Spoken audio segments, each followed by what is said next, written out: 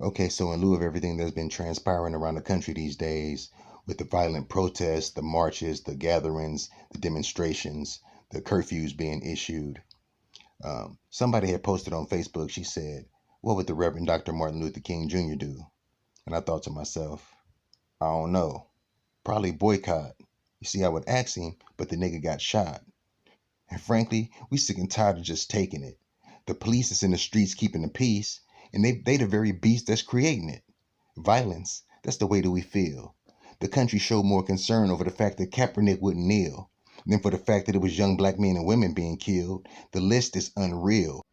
Okay, let's just start with Philando Castile, E.J. Bradford, Brandon Weber, Chris Whitfield, Dontre Hamilton, Ernie Dueñas, Anthony Hill, Lamontez Jones, Dominique Hutchinson, Anthony Ashford, Alonzo Smith, Richard Perkins, Jamar Clark, Cornelius Brown, Nathaniel Pickett, Miguel Espinal, Roy Nelson, Leroy Browning, Michael Noel, Kevin Matthews, Betty Jones, should I go on?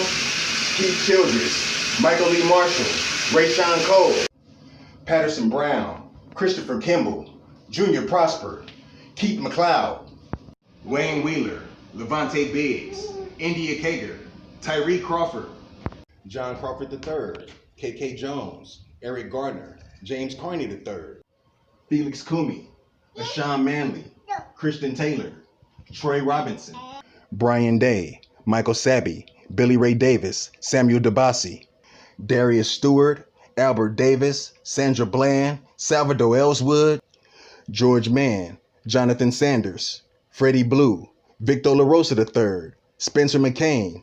How many more names can one genre name? How many lives will this injustice claim? And they say that all lives matter. But do our lives matter?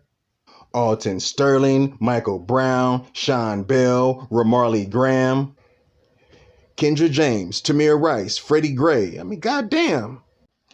Trayvon Martin, Tierra Thomas, Brendan Glenn. I mean, that's a whole lot of names, but that ain't where it ends. Kendrick McDade, Ryan Twyman. The fear is so deep, they shot Willie McCoy 25 times in his sleep. In Chicago, they killed like 5 kids in a week. In most of the cases, they let them races right back to the streets. And now to the families of the victims, it's just senseless. Of course, cops are shooting brothers. There's no consequences. Nobody's responsible. The department isn't liable, unarmed, shot in the back. That's justifiable?